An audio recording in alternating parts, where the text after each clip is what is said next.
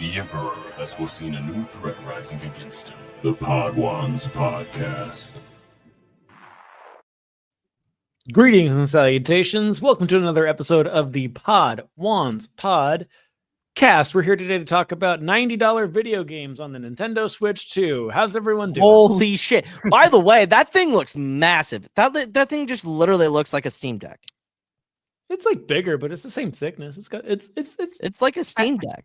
As girthy as the original Switch.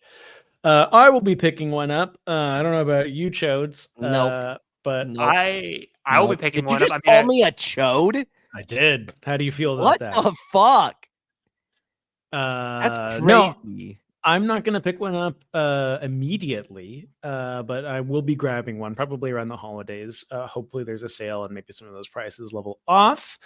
But we're actually not here to talk about the Switch 2. We're here to talk about this franchise we know and love called Star Wars. We got some Star Wars news. We got in conjunction with the Switch 2, which I did watch the whole press conference, and it did freeze. That was hilarious. We got a new trailer for Tales of the, not Bounty Hunters, Tales of the Underworld. Tales of the Underwear. That was an unexpected. My assumption on this is it was about to get leaked. And for sure. And they were like, let's get ahead of it so it's not ruined for celebration. I think that was the I think that was a cinema. I think that was probably going to be the only thing that they released from CinemaCon today. I doubt it because of the TV show for one, but for two, I feel like I always had the impression Marvel Rivals had a season 2 reveal today. Yeah, in conjunction with CinemaCon. But to me, it felt like more likely that was Celebration. I still stand on this belief. I feel like that wasn't their big reveal from the animation panel. I think they're going to show them an episode just like how we got the Ahsoka episode in Celebration at Anaheim. Plus, I feel like there's another show that they've been developing for so much longer because that's also been kind of leaked that they've been hiring 2 animation teams. I hope, and I really, really, really hope that it's got something to do with Bane Skull, because I do love that character so fucking much. Well, time will tell. No, like I've watched the trailer twice. It seems very stock standard for Tales of the Star Wars. We're following around Cad Bane and Asajj Ventress this time around. And I'm not gonna lie, I do feel one of two things. I feel like this is such a good way to get characters out of the way, if that makes sense. Yeah. Like, no offense to anyone whose favorite character is Cad Bane or Asajj Ventress. No offense to anyone whose favorite character is Ahsoka or Count Dooku or Barriss or Morgan. This is in my way. I think with the exception of Ahsoka, this is the way of putting characters to bed. Mm-hmm. This is like, here's your last little thing. We're going to move on from this. And I think it's good because it does give closure for a lot of characters. I don't think we're going to get much more Dooku content. I think if we also take into consideration, with the exception of Morgan Elsbeth, this has all been Clone Wars characters. Yeah. All Clone Wars characters. But going back to your point of thinking we're going to be the ending of some chapters, I would disagree with you with Asajj Ventress. I think there is more story to tell with her. I think her showing up in Bad Batch kind of cemented, hey, this character's still around. Like, I think she will be, if I had to put money on a storyline or something that goes, that makes sense, it's a Ventress animated show. I think it's possible, but again, with the exception of Ahsoka, I think that, like, I don't think that these characters aren't going to show up again. right? Like we will Mhm. see them again. We're not going to further their stories anymore. Right. I agree with you. Like the trend with both Jedi, Empire, and Underworld is there's one character that they're seeding up because they're like, oh, we introduced this character in live action from a previous project. Let's kind of like seed the sowing to like how they got from point A to point B. And then you have a character that they're like, yeah, we're done with. This character's kind of cool, but we're just gonna kind of throw it to the side because we have like this really cool like 1 to 2 episode little mini arc we have planned for them. I think that's more of the direction because like not that I want every episode of the Pawn Ones to turn into me shitting on the Clone Wars every single time. Getting kind of old, Chase. God damn it. 7 seasons of these characters. So? Like you're yucking somebody's yum, man. You're in the minority here. I don't think I am. I think that there is a group of people that very much only want Clone Wars content. And I think that they are the minority of Star Wars fans. I think the majority of Star Wars fans does not care or even know of the existence of Cad Bane. And they know it's the blue guy from Boba Fett. Yeah. If they watched Boba Fett, like that's the other thing. True, That's the other thing is it's like, and this is again not a jab at Boba Fett, not a jab at Cad Bane. These are characters that just you have to sift through 7 seasons. Like if we're really, really accurate about it, Barriss Offee is in 7 episodes of the Clone Wars. Yep. Yeah. Out of 200? What is it? I know it's like 66 hours of television, but like I don't know how many episodes there are specifically. It's like, hold on, I will do the calculations. Please continue. It's better. Let's sit 100 and 130. Yeah, about 120, 130 sounds about right. 7 out of 130. Cad Bane, let's say, is in 10. Like Ahsoka, obviously, much bigger deal, has her own show now. Oh wow, Chase, you were pretty damn close. What is it? 133. There we go. Yeah, because I was thinking, I was like, good. Okay, season 7 was shorter. Season 7 was what? 8 episodes? 9 episodes? 12. 12, I think is right because you had 4. Yeah. But here's the thing, and this is, I'm not trying to yuck yums. I'm not trying to say like Clone Wars is bad. I'm not trying to say, because I like the Tales series. Like I loved Tales of the Empire. I really like that show, and I'm sure that Tales of the Underworld is going to be really good. I think this is a very subtle way for Lucasfilm to say like, we're moving past the Clone Wars, guys. Like you got 7 seasons. You got the Bad Batch with 3 seasons. We've given you Tales of the Jedi, Tales of the Empire, Tales of the Underworld.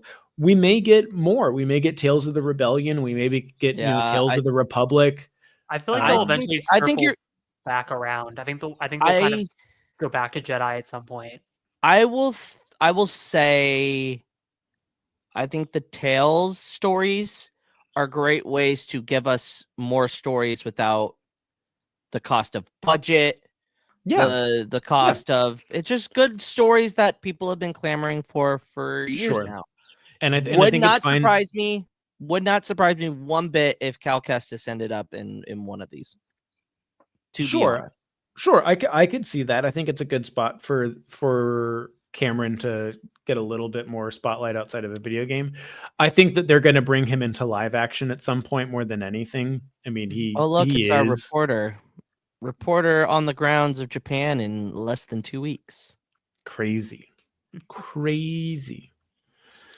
Yeah, thanks Nick, and thanks XCore for popping in.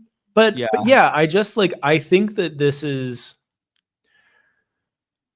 with everything else they've been doing and working on, especially when it comes to animation, I think they probably want to move away from the Clone Wars style. I think especially with what they've done with Visions, and they have a 3rd season of Visions coming up. Not that I think it's like, not that I think it's like for sure, but like I could see them at one point saying, we are working with X studio and they are Yeah. going to make a however many season animated show with us. And you know, it may be one of those things where it's like maybe it's Studio Trigger, but it's not following any of the Visions episodes. Like it's like we're not bringing those to life. This is a completely new story. We're just working with this studio. I wouldn't hate that. Wouldn't hate that in the slightest. I think that what Visions has really opened up to a lot of Star Wars fans is the idea of having an anime Star Wars show that isn't in the sense of Clone Wars or Rebels. It's its own separate thing, and I keep hounding on it. I think the High Republic or the Old Republic is perfect for that style. Sure, I agree. Of storytelling. I think it's perfect. I think if you had a studio out of Japan say we are making a show that's going to be, you know, we have 2 seasons laid out, 3 seasons laid out, whatever it is. Yeah. This is this is the Old Republic. This is, you know, you're going to see some familiar faces where obviously they're going to change some stuff. We need more 2D animation. I agree. Animation, yes. I could see them doing that. You know, it's just a matter of like which studio do they want to work with? You know, what's the budget? You know, how is this going to work? I think that's really smart. Well, think about this though, Chase, too, with anime specifically. A lot of like animators and a lot of the manga, the manga creators, like a lot of their inspiration, some of their inspiration is from Star Wars. Sure. Like, they have it's a global inspiration. Yeah. Like, I mean, Gundam predates Star Wars, doesn't it? Or no? It's late 70s is when Mobile Suit first started airing in Japan, was like the late 70s. So it's around the same time. Like Mobile Suit and Star Wars definitely borrow a lot from each other. They're both that like worn down, lived in sci-fi, like grimy, constant state of war.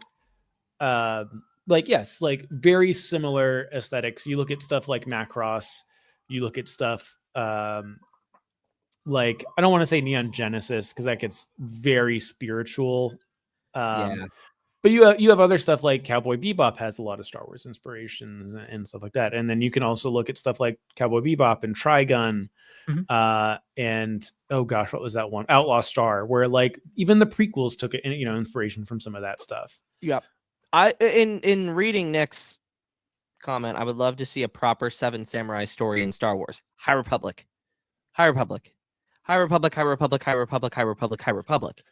That screams High Republic so much into my face that it hurts, because it's like the samurai, like the Jedi are supposed to be like the samurai.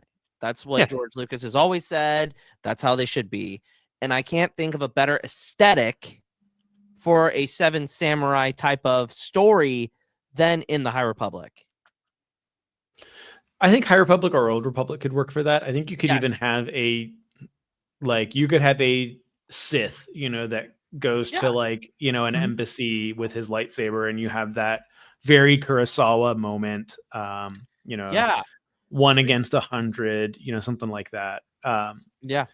Sure, like anything's possible, but we'll have to wait and see on that. I do hope we get some type of announcement. I don't think we'll get an announcement like that this year, because we have Tales of the Underworld and we have Visions 3.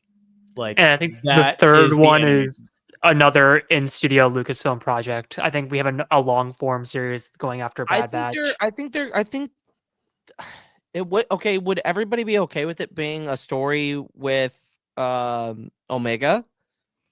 I would not be opposed at all. I'm not opposed. I would rather see Omega come to live action instead of staying in animation. And that's interesting. That's a preference. Who would you cast? I don't know. I mean, the voice actor, the voice actress would be fine.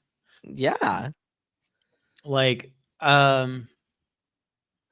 don't have anyone like off the top of my head. I'm also not super good with actors in general. Yeah. And I always think they should give, just like how George did it with the original cast, like No Names. I think No Names has really done wonders for Star Wars. It's always done really well, with the exception of Liam Neeson, Samuel Jackson. Like, you know what I mean? Like those names. I wouldn't call them no names at the time. No, they were not. That's what he's saying. He's saying like they were the exception to the rule. They are the exception to that. I mean, by that point, Samuel Jackson had done Pulp Fiction. Liam Neeson had just come off a Oscar nomination for Schindler's List. Yeah. Like those two actors were semi big before Star Wars. They just elevated their catalog by doing Star Wars. I think if we give no name actors, I think that's the one thing that Star Wars consistently does well, is give a platform and give a chance to a young actor or actress that has good chops and lets them run with it. Look at look at Daisy Ridley, look at John Boyega, who we're going to talk about next. Whether it's controversial or not, and I'm gonna have a long, awesome take about this. Yeah. But it's giving those actors and actresses a chance. I think I agree. I would love to see more of that happen. Give like lesser known or up and coming talent an opportunity to be in Star Wars. I think that's probably like to close it off. I'm excited for Tales of the Underworld. Like I have thoroughly enjoyed all of the tales. Like even if I have issues with like some of the episodes, like I still like them. And like Tales. Go ahead. One more thing about Tales of the Underworld. Cad Bane's story is intriguing to me, only because in one of the wide shots where he's walking, is almost the same exact spot. It's the same exact background that they were going to use for the face-off between him and Boba Fett. Oh, we could get that in animation officially. No, I don't think we're going to get that in animation. I think they're flipping it. They're having this other friend, enemy take that place. I feel like hot take time. Like I've always thought this was Boba Fett. Like I don't like how we didn't really get that backstory in Book of Boba Fett, because it felt like we were kind of, and even like diehard Clone Wars fans at the times didn't even know what the background was. Like I knew what it was because I looked into all the deleted arcs and stuff, was reading up on that, and I watched the animatic they showed at Celebration like 10 years ago back then when they did like the looking back at the Clone Wars panel after it got canceled. So it's like, to me, I was gonna say, Hereth, you sound really far away now. It's like I don't know why my gang keeps getting. There you go. No, you're good now. Yeah. So like my thing is like I feel like with us saying like going back like how it's supposed to tie off characters' arcs that they're never planning to revisit again, or if they do, it's going to be in a book or in a comic somewhere down the line, not like in main. I think mainstream Star Wars media, but like you get what I'm saying, like they're on-screen depictions of characters. So I feel like if we're going to do a Cad Bane story, I feel like now would be the time to do it. Would be in a Tales format, because you can do that. I think it works entire great. Story in one episode. I don't think you need it 3 works episodes great to do it. I made a TikTok and it'll apply to this as well. We have to collectively, as a fandom, not get upset when certain things do or do not happen. Oh, I hate this. Star Wars is like the worst for having overreactions about the littlest shit, and it's so If annoying. we don't get Boba Fett and Cad Bane, it's okay. I don't care. If we don't get an explanation of why Asajj is alive, it's okay. Even though Jennifer Corbett said in the interview that they'll explain it. But anyway. See you later, dude. If it happens, it happens. If it doesn't, that it was doesn't. Hilarious. No, man. No. You fucked up. That was great. That was so funny. It was a good drop the mic. Yeah. But no, I'm also excited. I also like getting little bits of lore, and you do get quite a bit from those small little sections. But moving on to John Boyega, Mr. FN2187 himself. Holy He shit. did an interview, and it's interesting because at Emerald City, I saw the panel, and while he didn't go into what he talked about in this interview, a lot of it was kind of the same. Is like he does not shy away from the fact that like he wasn't 100% thrilled with the way things happened from all directions. You know, with studio meddling, sure, totally fair. With audience reception, totally wasn't fair. Totally understandable. Like we had talked about it a little bit like a couple weeks ago. Yes. That he very much sounds like he wants to come back to Star Wars, but he's just waiting for the phone call, and he hasn't gotten the phone call, or he's saying he hasn't gotten the phone call. I guess it's probably. I think he's also. I think he is putting the ball in Star Wars' court, but he also is making it seem like and rightfully so. What he said in that interview that people are clipping, that bait clippy, a minute, 2-minute rant. Well, not even a rant. He just answers the question. He's speaking fast, and he literally let's show the evidence that he has. Like, it's completely sane for what he has said. He's 100. What he's saying in the interview, which if you haven't read the interview, the gist of it is he was saying that like Star Wars leading cast has been and still largely continues to be predominantly white. Yes. And that while yes, you have people of color in Star Wars and always have. Yes. That doesn't mean that they're getting the leading roles. They're not becoming Luke Skywalker. They're not getting the Obi-Wan role. John Boyega was the first. He was the first. He was the first, like obviously Daisy Ridley. And this is one thing where I've seen this going around a lot with this article coming up, and also even right before it, you know, people talking about the sequels again and stuff like that, is that, oh, well, Finn was set up to be the lead. No, the fuck he was not. No, yeah. Ray was the lead. And they had said that with that. Like J.J. Abrams and Rian Johnson and everyone at Lucasfilm have said since The Force Awakens all the way up to Rise of Skywalker that Rey was she was cast as the lead. Like before filming started, she was cast as the lead. They went up like 5 seconds in the first teaser of like a really hype shot between Kylo and Finn. They're like, "Oh my god!" And like they just thought like that was going to be the be all end all because they didn't want to give away the big reveal in that scene. Han Solo shoots at Darth Vader. That doesn't make him the lead of the original trilogy. Yeah. But here's the thing: John Boyega got to fill the Han Solo slot. You know, he got to fill that, you know, that supporting lead, because if we look at each trilogy, there is a trio lead with a main lead and then 2 supporting leads. You have Luke with Han and Leia, you had Anakin with Obi-Wan and Padme, and then you had Rey with Finn and Poe. So he, as a person of color, was the furthest anyone had ever gotten in Star Wars.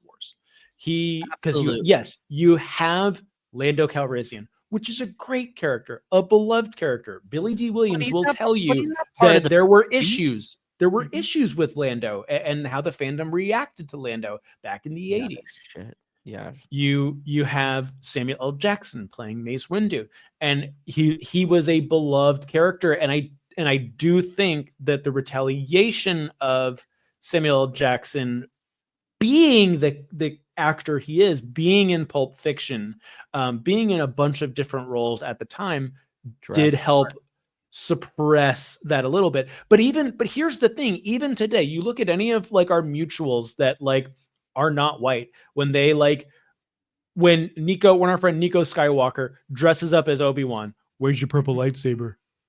Or when Chris does Anakin Skywalker, where's your purple lightsaber? Yeah, like in the fact that people are getting outraged for being called out is absolutely well. You're just proving the man's point. And it's like, if you want to go even into the Disney era of things, like look at the way that Moses Ingram was treated with Kenobi and all that vitriol and discourse that happened there. And here's the thing. John Boyega began to pave the way leading up to a black lead in Star Wars. We still didn't get one until The Acolyte. Mm-hmm. How did that go? Yeah, that got turned on its head. Like, that people ran with that shit as quick as it, like, and they're still running with that shit to this day. But it's not fair. It's not fair. Like, yeah, it's other to me, people should be able to exist, and this is a problem that I have. Not even just in general, the fact that people cannot understand that others don't live the same way as white folks, like, that's baffling to me. That's baffling to me. Here's the thing that, you look back at The Acolyte, and then I look back at the prequel trilogy, and it's one of those things. It's like, I'm not saying that everyone who didn't like The Acolyte is like some raging white supremacist. Like, that's not the point of this.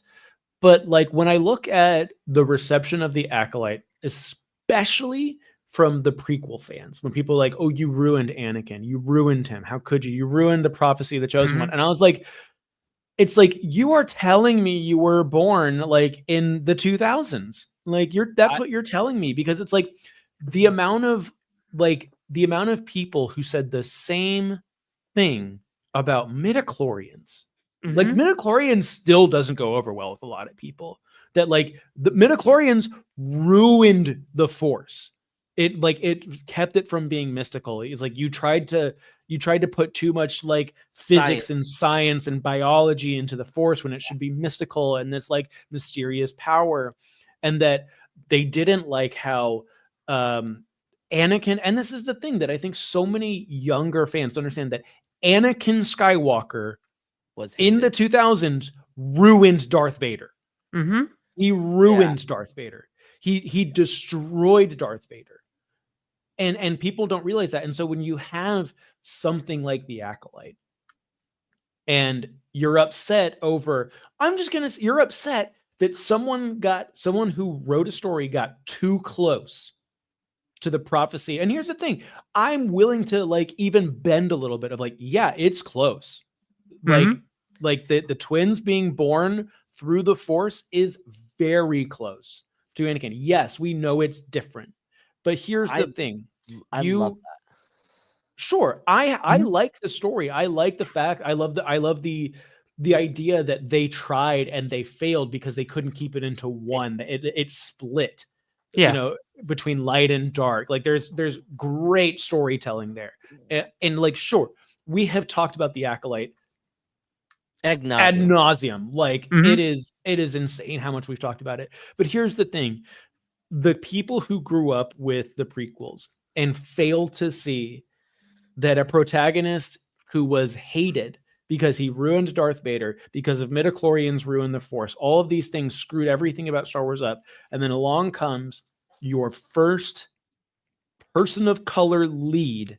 Yep. Like Amanda Stenberg is the lead of The Acolyte. 100%. Yep.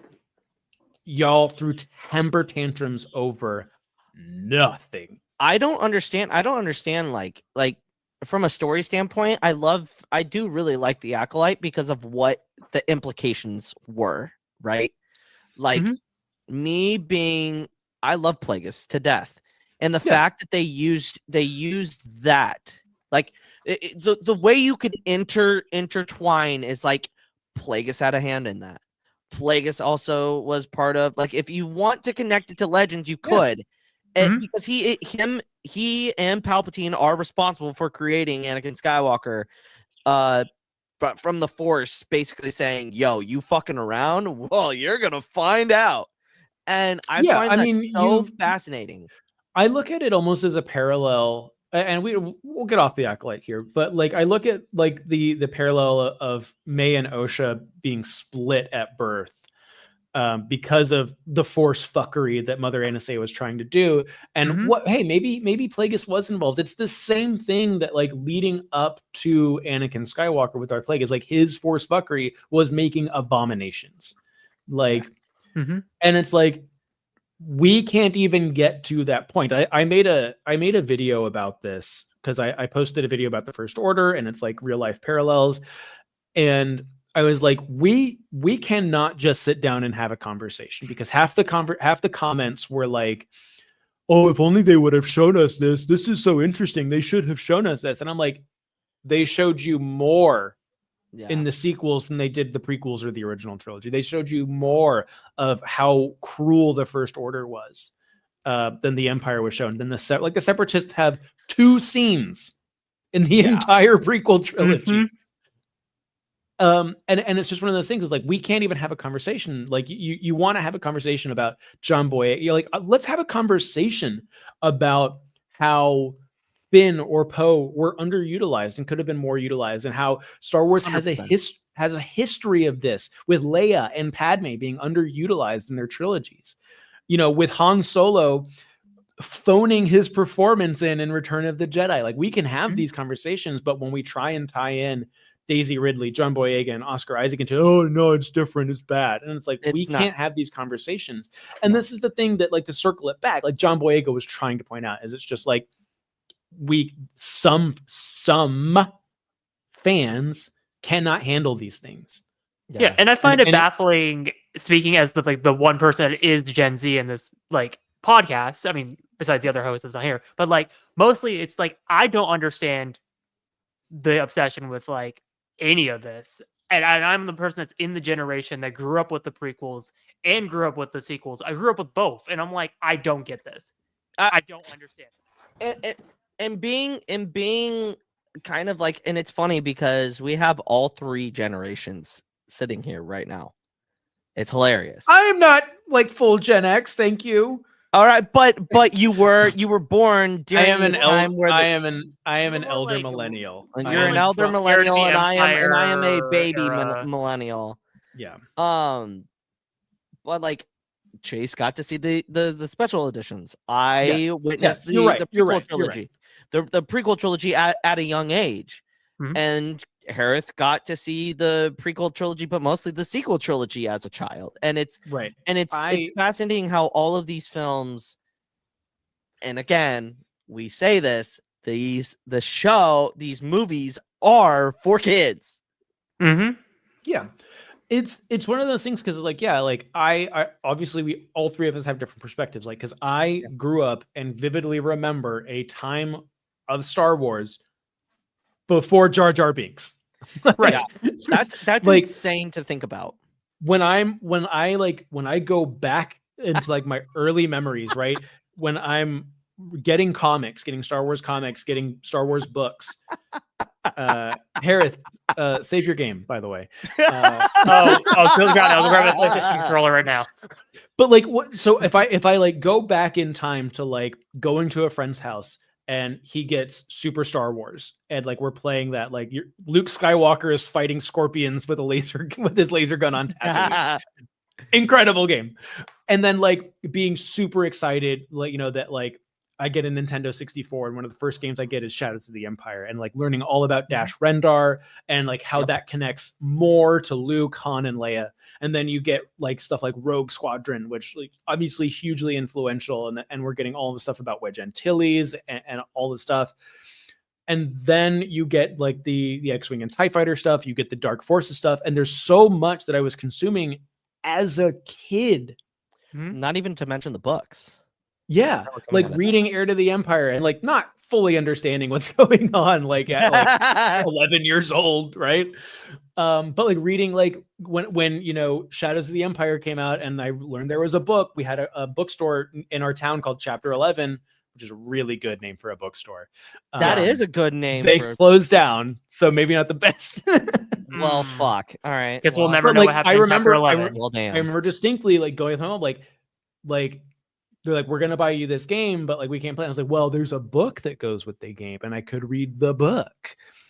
So, and I still have, the book. I still have it. Not Chase swindling his way into his always buying him that. I will read a book, but if it's you buy me this video game. To think how ahead of its time Shadows of the Empire was, because wasn't it like it was the video game, and then it was a book, and then it was a comic. It was like almost every media. The Shadows of the Empire was Star Wars's first attempt at like multimedia, like franchising, like because you have things like Heir to the Empire, which was just a book, and then Thrawn shows up in the TIE Fighter games, but it's not the Thrawn game, right? And then you have Rogue Squadron, which is about Wedge Antilles and Rogue Squadron, but it doesn't really tie into anything else. Like you get the X-Wing books, but they're not connected to the game. And this was the first time where the book, the comic, and the game, like I never read the comic actually, which is sad. I should go back and read it. But like you learn about, like you do not get the complete story unless you get all three. And this was like the first attempt to do that, which was really cool. And what I think is wild, like even like just jogging my memory through this, is like looking at Knights of the Old Republic, looking at Jedi Outcast and Jedi Academy. Right. Which came out after The Phantom Menace, had no connections to the prequels. Zero.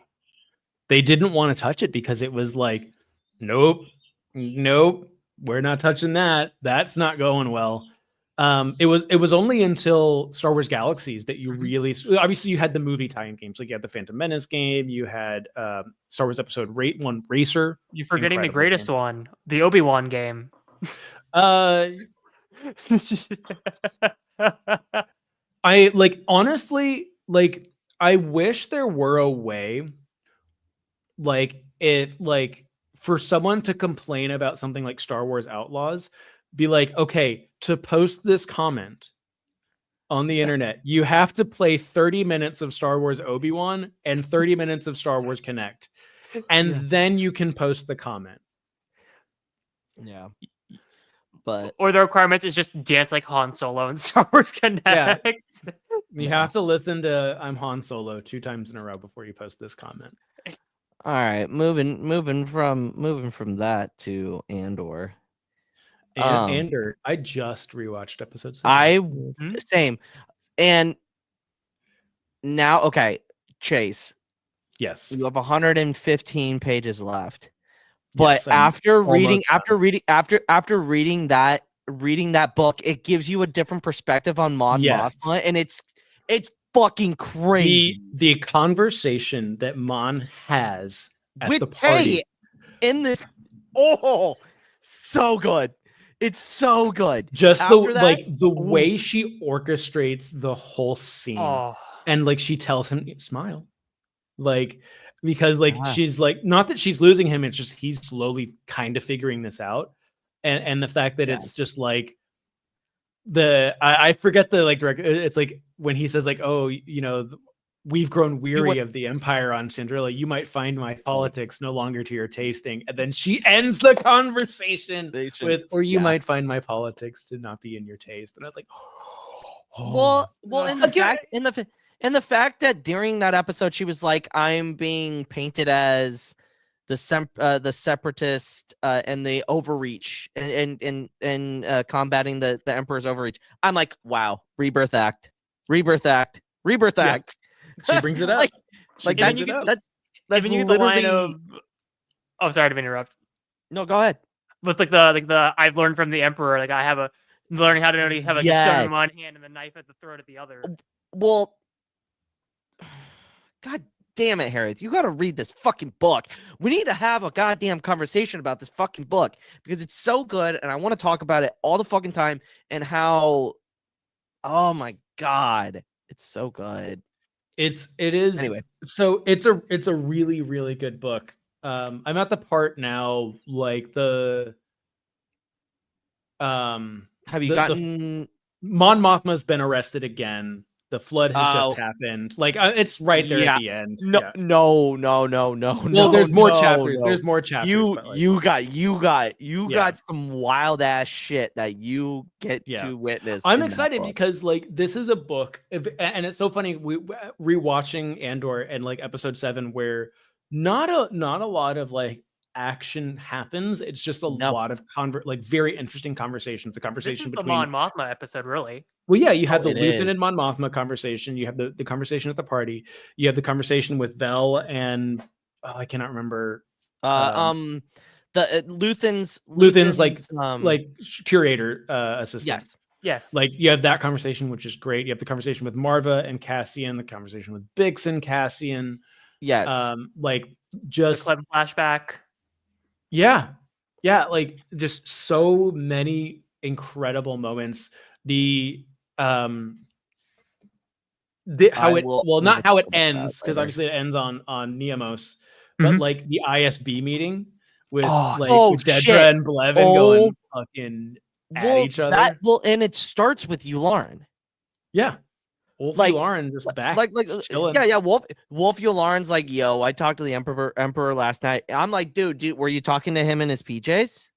But also, can we talk about like it's just like, what the fuck, man? I even like back then and even like now, it's like the way that Andor handles cameos is honestly the best way to do it in media, because if you don't know what's going on, it doesn't add anything to the story. See, and God damn it, you two. So like here's my thoughts on why this is such a good time to read this book, right? Because I will be finished by the time we reconvene next week. I will be finished. And then I'll get to yell at you for not reading Rise and Fall. I'll probably be starting it soon. Rise and Fall? What are you talking about? Have you not read Darth Vader? No, Rise and Fall, the Galactic Empire. Oh, yeah. Insane. I'm already behind on that. That's been out. That's been out for months. A year. I know it was written like by an actual like political journalist. I'm gonna be right back, dude. Chase, but no, hold on.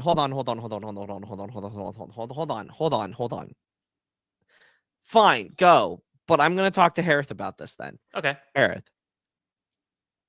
I'm telling you right now, you need to have this book finished by next podcast.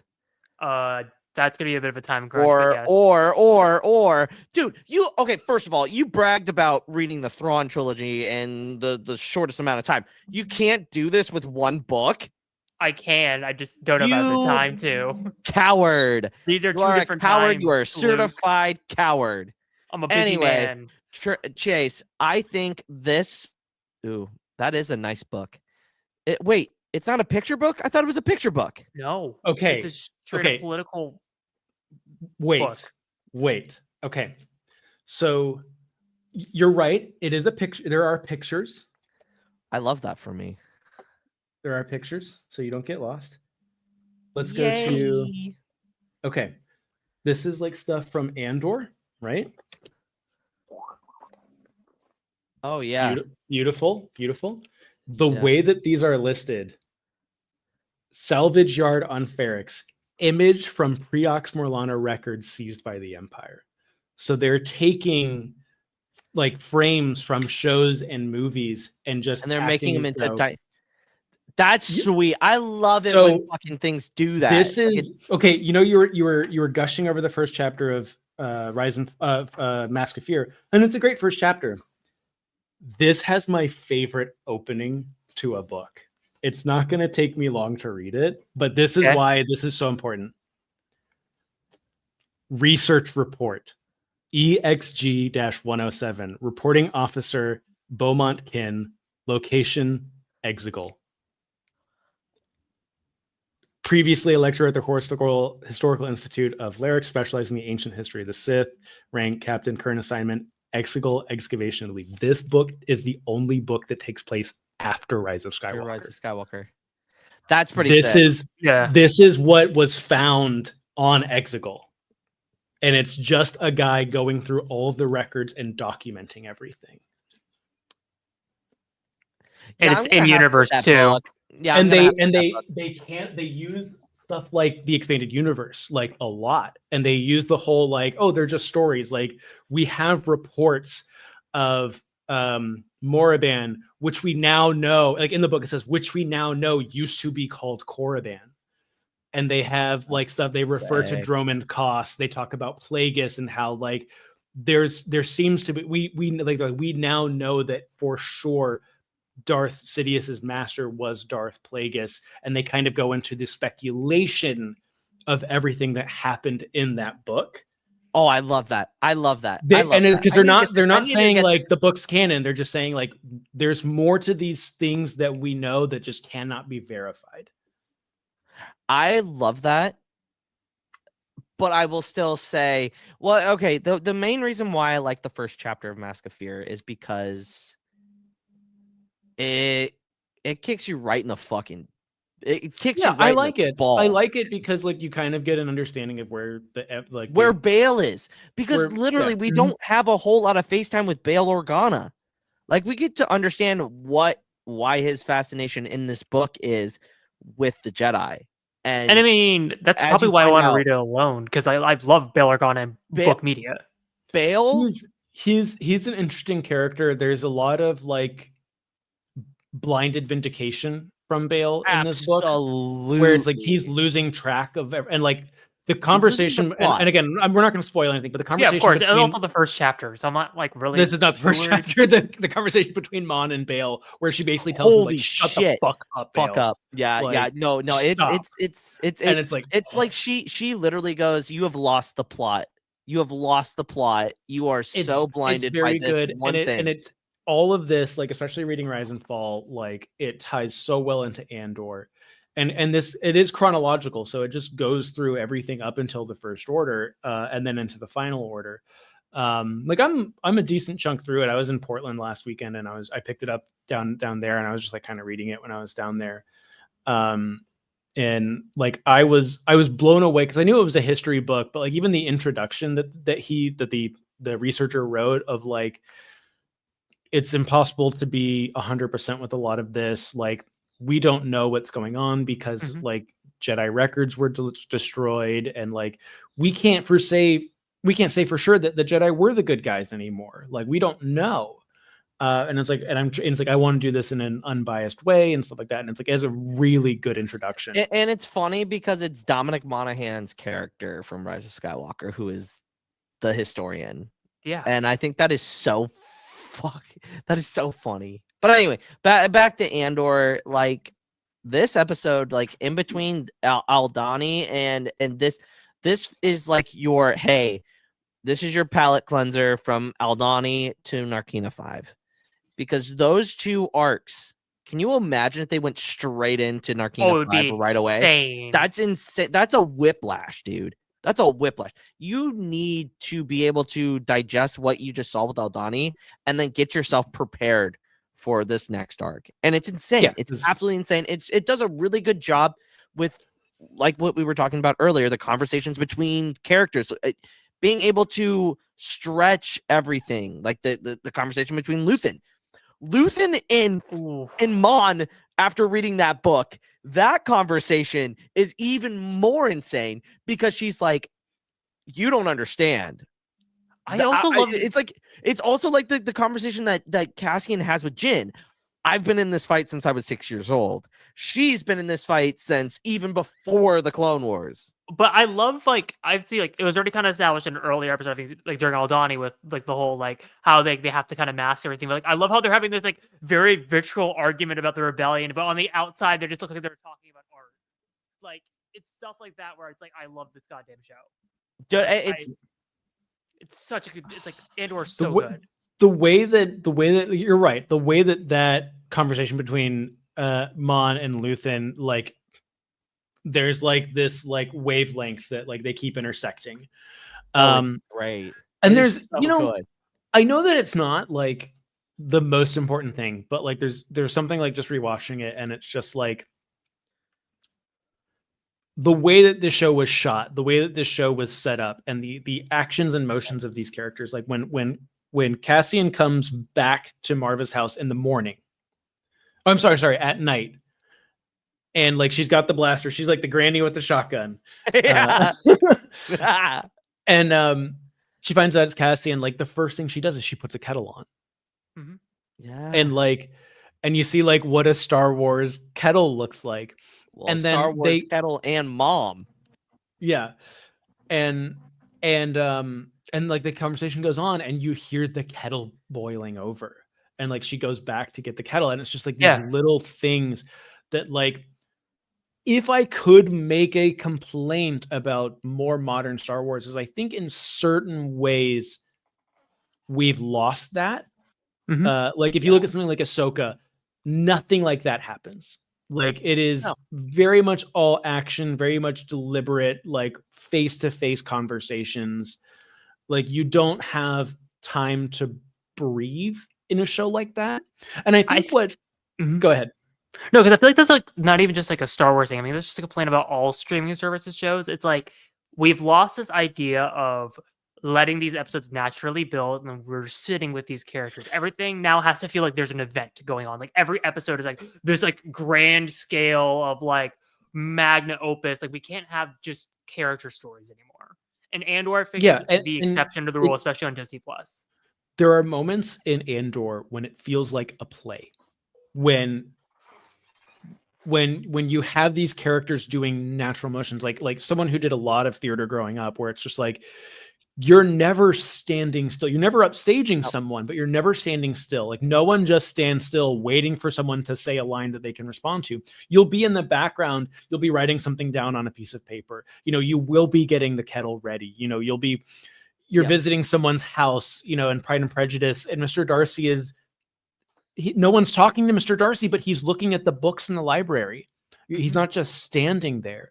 And it's something that, say what you will about the sequels, that's one of the things they nailed perfectly. The way that Rey interacts with BB-8, the way that Rey has a life, the way that Rey like has like daily motions, and the way that like Finn doesn't, because he's just so used to his regiment.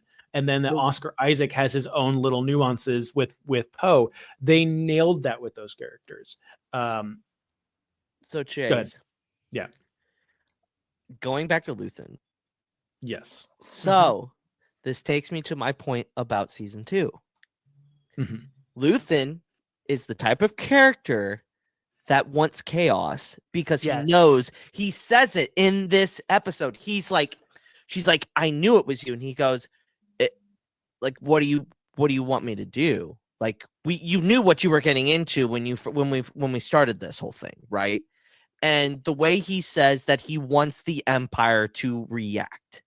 And it's funny because it mirrors what Dedra has been talking about this entire time. This was never a robbery. Like, this was never a robbery. This is exactly what they want.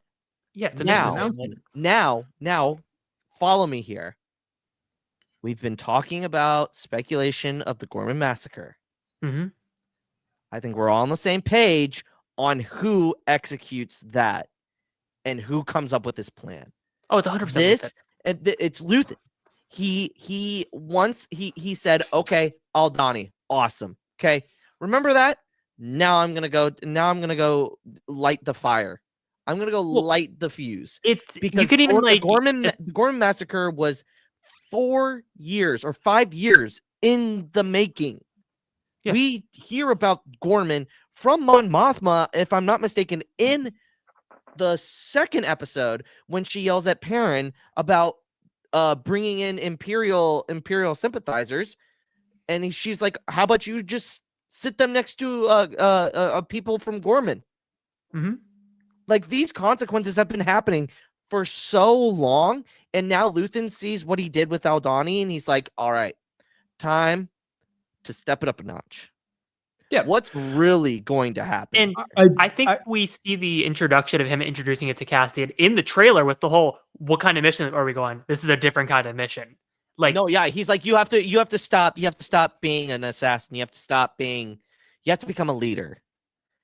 And we're all going to be, and I think it's going to be perfect because Tony Gilroy knows how to write these scenes, as we see in this episode specifically. He does such a great job writing these type of scenarios and making you think. making you actually think about what is wrong and what's right. Because Cassian says it in Rogue One. We've all done terrible things for the rebellion. And he will Cassian will be the smoking gun. Yes. He will have started the Gorman massacre, and that will be something that he has to live with for the rest of his life. Yeah, I think that's fair. Like, I think that's probably the direction they're going to go. Is that absolutely he's going to fire the first shot for me. Yeah, this episode cemented it for me that Luthen is going to cause that. Yeah, I think it's funny you did mention like what Luthen is saying to Mon Mothma versus what Dedra is saying to her little compatriot, as you will. and it's just like Mon having the same revolution with Luthen and Dedra having that exact revolution 2 scenes earlier, if I remember the order of the episode correctly. Yeah, but like it is just like you have, because you even have later on in the episode when she's at the party and she's, I want to tell you something that only 3 people in the galaxy know about. And it's like, yes, she's right, but also Dedra's figuring it out. Oh yeah, absolutely. And you also have to remember the 3 people, Mask of Fear. We know who those 3 people are, and it's not a secret. It's Bail, it's Saw, and then it's Luthen. Yeah, those are the 3 people in the galaxy that know exactly who Mon Mothma is. Yep.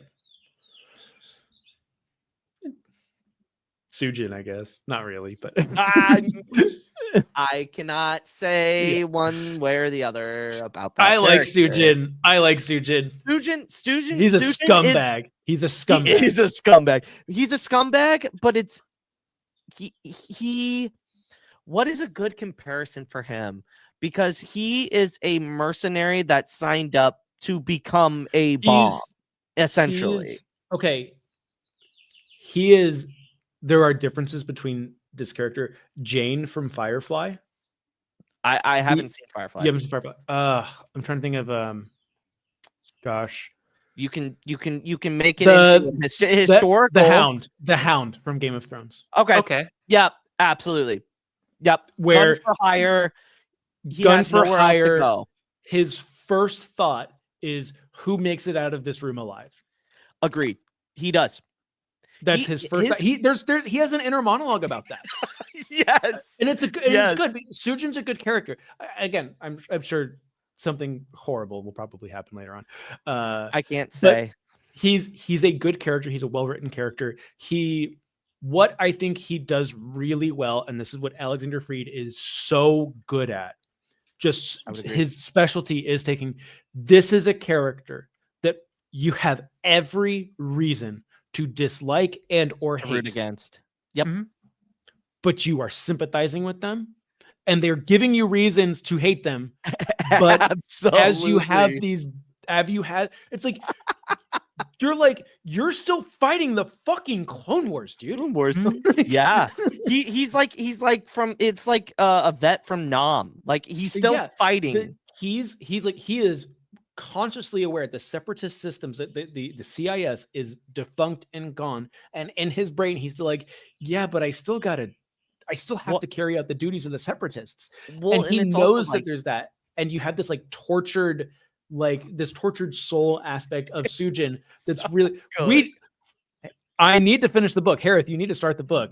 I know that Pep and Brandon are waiting for more people to finish the book because they want to talk about it. I want to absolutely burst at the seams, because now my brain is like, okay, so there's 2 other books not going to be written by Alexander Freed, which I'm kind of not.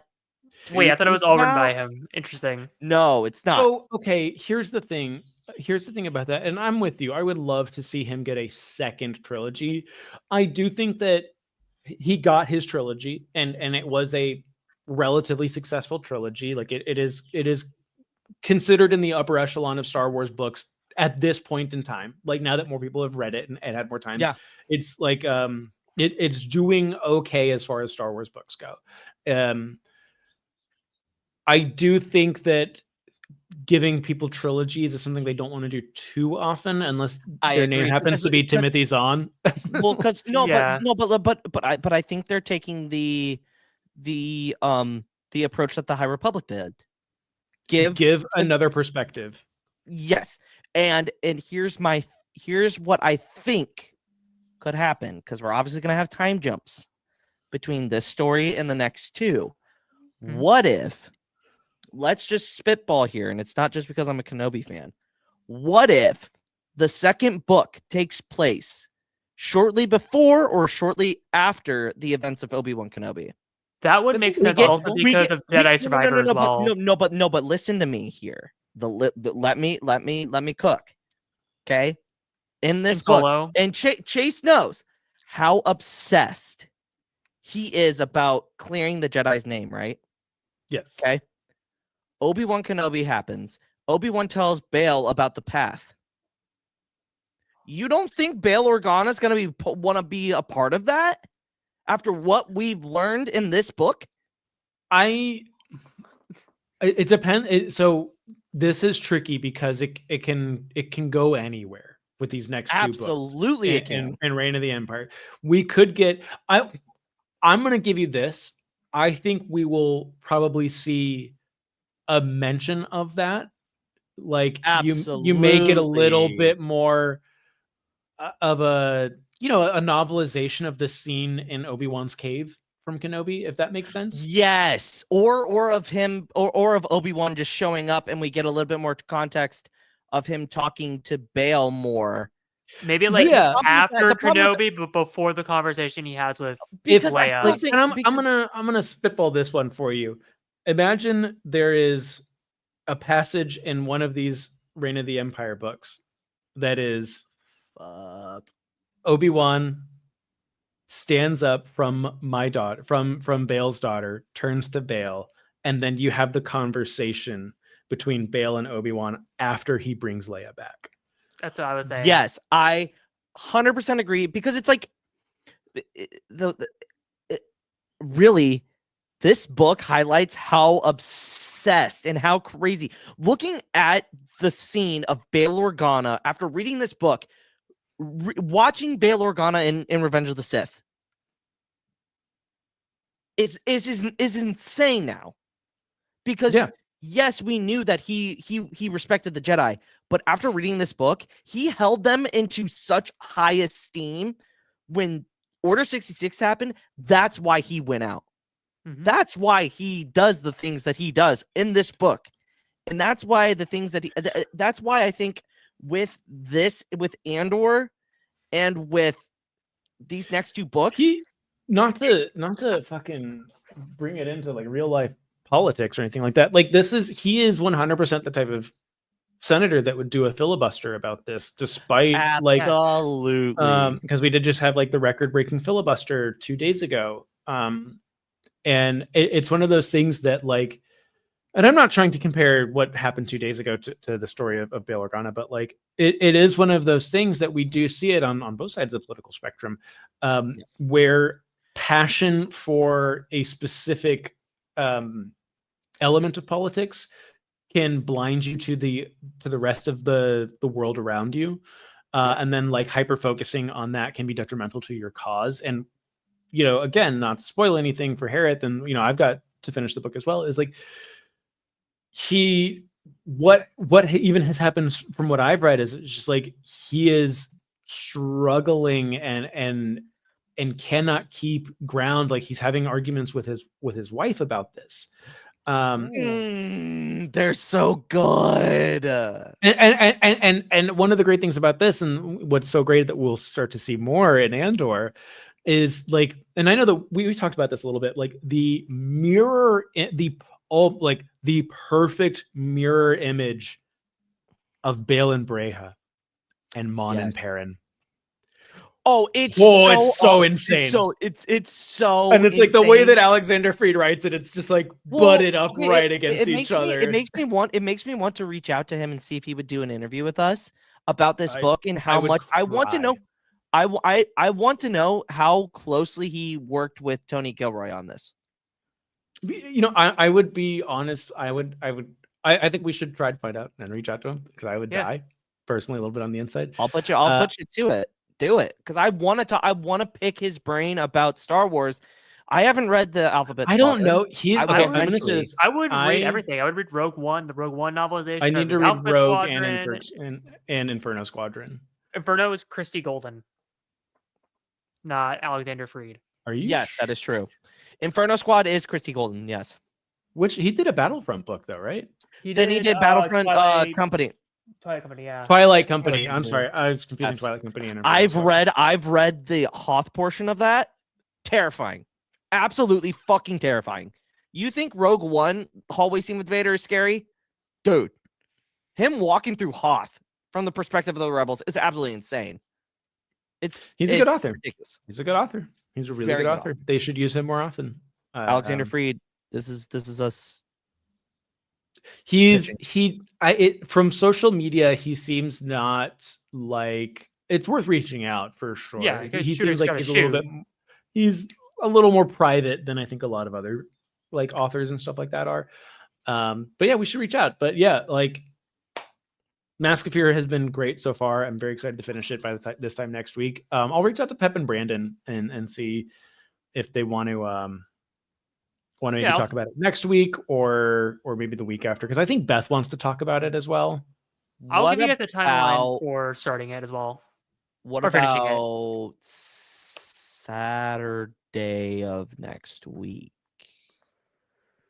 That might work. Just because I don't want to take us off the train. These next couple weekends, it would be on a Friday. Well, we can't because Dyad's on Friday. That's what unless we did a restream. That's what I'm saying, Lucas. Yes. As we go on Dyad. Oh, okay. Got it. Yeah. No, I'm game for that. I think that would be a lot of fun. Anyways, let's wrap it up with some closing thoughts on Tales of the Underworld, John Boyega, Andor, Mask of Fear, any other books, any other. I swear to God, if nobody reads this stupid fucking book, I will slaughter you all. Like. Oh no, my bookmark is like. It's a chunky book, dude. No, it is. No, it is. It is a pretty. I think it's the book. biggest. I think it's the biggest canon book. It looks as big as Throne or Lesser Evil. The fact that the boy has the book and has not touched I can literally walk up and reach in, grab and pull it down. Look, Luke, let me tell you this. I went out specifically to Target and I was hunting for bright candles so I could like at night read by candlelight on this book. I love that. I love that. The vibes of this book, and I cannot stress this enough, are so immaculate and are so telling. I mean, just look at that cover. That cover is gorgeous. Did I show you the sticker that I got when I got it at Emerald City? No. I'll show it to you later. Show it to me offline. Yeah, show it to me. Yeah. It's a cool little. It's like a little thing. It's not like anything crazy, but yeah. I will say this: if you're not reading Mask of Fear and you want another thing to tie in with Andor, read this book. You have time to finish Mask of Fear before Andor airs. You absolutely. I say it's essential. For upcoming, because I guarantee you we are going to see Jimmy Smith's Bail Organa in this season of Andor. I think that's fair. I think if we're going to get a character, like a recurring character, I guess is probably the best way to say it, not like cameo or anything like that, like just a recurring character. I think Bail Organa is the Bail Organa, obviously Krennic is a big part of it, and I think we're going to see Tarkin. I think Bail Organa would be the most fun to throw into the show because how he would mesh with like Luthen and Mon and all that. Well, think about this. Though. Think about him. His playing at this time, right? Mm-hmm. Leia at this point, depending on where the arc is and in what years it is, Leia is actually now part of the rebellion at this point. Yeah, because it could be either Leia. Yeah, because it's always post Princess of Alderaan. She's probably learning about the rebellion. She's in it. She's in it. Yeah, she's in it. Remember Leia, Princess of Alderaan, which is pre-season 2 Rebels. which is during Andor season 1. Okay. I've not read that book. It's good. It's very, very, very, very, very good. It's another book that opens up the light of what Bail Organa is. Oh wait, no, I just looked at my shelf again because I have it in Canon Media order because thank you Wikipedia. It's after season 2 but before season 3. So I have it right after her episode of Rebels, essentially. I did organize our bookshelf like that, like in timeline order. Same. And it is crazy. I do love, just to plug it in, like having this at the very end is so good. Wait. In final news, we didn't talk about this. Revenge of the Sith is getting a deluxe edition hardcover. Yes, I saw. Which I will be pre-ordering and which I will be reading because it is the best Star Wars novel of a movie that is taking from the script and putting it into written word. That is the best. And y'all can all fuck yourselves. It's funny. I've never read a novelization. Not in general. I've never read a Star Wars novelization. Whoa. You haven't read the Revenge of the Sith novelization? No. I've read half of it. Dude. Oh, okay. You hate that movie, but Luke, let me paint the picture for you. Let the boomer speak here. Oh, okay. God. Here we go. Keep in mind when Revenge of the Sith was coming out, because keep in mind, I remember when that book came out, it was like a month before the movie came out. It was. They released everything early. So like people on forums were already talking about it because of that novelization. So I learned a bunch of stuff about it around that time because getting ready for it, you're on forums, all that. Yeah. I'm like in high school. Like I am junior, maybe senior year of high school when Revenge of the Sith came out. Yes, I graduated in 2006. So you were it would have been junior year going into senior year. You want me to make you feel old? Movie came out in May. How old you were when Revenge of the Sith was coming out was how old I was when Rise of Skywalker was coming out. Anyway, that's crazy. That is insane. Anyways, and I was 10 years old when Revenge of the Sith came out. To put this into perspective, or just to give you an idea, it's like I'm not against the novelizations or anything like that. My experience with Star Wars by the time Revenge of the Sith was coming out was already defending Attack of the Clones to like a small group of friends and people that I was working with at like the warehouse of Joanne's in Georgia. Like Knights of the Old Republic had already come out. Yep. KOTOR 1 and 2, I believe, were out, or KOTOR 2 was getting ready to come out as well. So I was already on the train of like, I love the prequels, but also KOTOR is like the better story here. And I was so fed up with Luke Skywalker stories, if that makes sense. Okay. Because keep in mind, at the time of the prequels, we were still getting Luke Skywalker stories in books. That is true. Yeah. And it wasn't very good Luke Skywalker stories. No, they were bad. It was like, how many backflips can he do over a stormtrooper? Like, fucking hell, dude. It's bad, man. But like, because the MMO had yet to come out, we were not getting the Old Republic books yet. Yes, that is true. And as someone who did not have a connect, because Clone Wars wasn't like, we got Genndy Tartakovsky Clone Wars. We did not have the Clone Wars out. Like the clones were nothing. Like no, they were at the end of episode 2. Yep. Episode 3 hasn't come out. So we're just like, we're waiting to see what's going on with the clones. And these clone books start coming out. You did get Republic Commando, which was really cool. Republic Commando. Top 10, top 5 Star Wars games, probably. Like I love. Oh, absolutely, yeah. And so like the books that I was like, I was becoming disillusioned with books in Star Wars, is because the quality. I'm just gonna say, post Stackpole, post Zahn, post Lucino, started to dip. Because X-Wing was on book like 42 at this point. Wasn't it like and it started sucking at 7. Well, didn't we also get like we're like at this point like 13 books in a New Jedi Order? Because I remember listening to a Matthew Starver interview when I forget where it was because like New Jedi Order was like I dipped out of it pretty quickly. Oh, no. Never touch. Never. I know that NJO holds a very special. Okay, let me put it this way. Can't do it. When the logo went from the traditional Star Wars, and you might know what I'm talking about, to the oval with the line through in the title. That's when I think it started going downhill. Yeah. Like, not to say that every single book, because I didn't read every single one of them, but that's when I started to notice is when they changed all of the book logos to that. That's when it really started to go downhill. So that's why I didn't read the Revenge of the Sith novelization, is because I will say tired of the books. I will say this, Chase. After reading Mask of Fear, you read the Revenge of the Sith novelization. Maybe. It is. I want to read Rogue One first. Okay, then read Rogue One. But like I will tell you this right now, as much as a person, it's probably gonna make you hate the movie even more because what the book does is what half I've read is terrible. Really good. Like Matthew Stover was given complete freedom to rewrite any dialogue he wanted.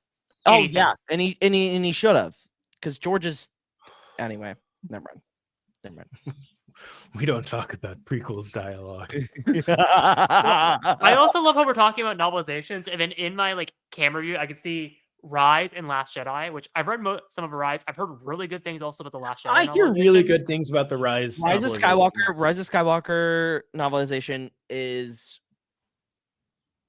behind Revenge of the Sith, my second favorite novelization of the Star Wars trilogy, the Star Wars saga, because really we don't have novelizations for the original trilogy. And from a certain point of view, but that doesn't really. No, there were novelizations. There were, but they're not. Those aren't those. Yeah, you know what I mean. Like You're right. Like we don't have novelizations for those movies, and even for the prequels, technically, because I'm looking back at my stuff. We have the young junior novel ones. I'm sorry, but no, like no. My gosh! To round it up, just because you brought up it from a certain point of view, they do reference from a certain point of view the escape pods and the protocol for the referenced in here. Yeah, that guy. Yeah, that guy. No, there's the order. There's like the order of like from a certain point of view, they have like an imperial rule and law that's like serialized. Do they touch on Thrawn's involvement with the unknown regions in that book? I would assume so. Yeah. It's all in there. That's a pretty big part of it. I haven't finished it, but yeah, if you're asking, yes, it's in there. No, yeah, like I feel like that's very, very important for. It's okay. You know in the timelines book, the little when they do the snake of canon event for each, it is the Empire section stretched out to an entire book. Ooh, that's what the book is. Yeah. I need to get my hands on that. So it starts with like the first chapter is Emperor Palpatine is Palpatine. Like that's the first chapter is like, and it's like very much like we cannot start this without talking about Palpatine first, and then it goes into the Clone Wars, and then it goes into like the dissolvement of the Republic, and then it just takes the timeline from there. I like that. That makes me think like how much that's insane that they go that far deep into like it's almost like.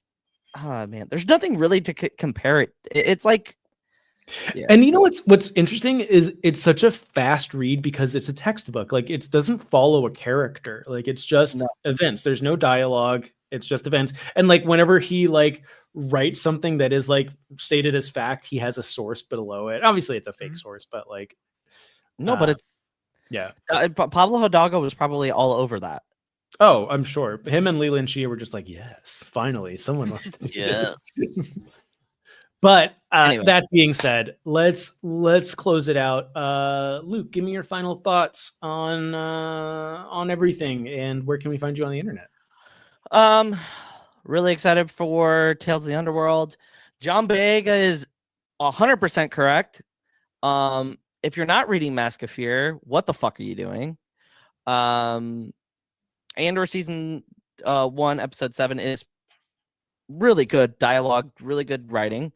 And you can find me at Jedi Master Eggs. I'm playing Star Wars Battlefront, and I'm going through Galactic Conquest with all of the factions. I'm currently playing as the Rebellion. I'm doing this offline because I don't know if anybody would be interested in actually watching me play that game on. Oh yeah, and also by the way, if we really don't get TikTok, that's on the chopping block that we didn't talk about. But anyway. You can find us on all social medias at the Pod Ones. And you can catch us every Thursday talking about Star Wars that we love or anything else that is in fandom. This is true. Hereth. Well, if you didn't fall off during that 40-minute book talk, you could find me at Hereth Productions on TikTok. Don't you dare throw shade, you fucking dick. Look, I look at the YouTube stats. Don't be upset because you don't know how to read. I know how to read. You see this bookshelf behind me. Anyway, you can find me at Hereth Productions on TikTok, Instagram, Threads when I kind of use it. And I don't even use Blue Sky, so why am I even plugging that? And of course, you can find me here at the Pod Ones Podcast. If those kids could read, they'd be very upset with you. Thank you, Hereth. You could find me at Forward Into Black on mostly TikTok. I also have a Twitch and a YouTube and a Blue Sky that like Hereth said, I don't really use.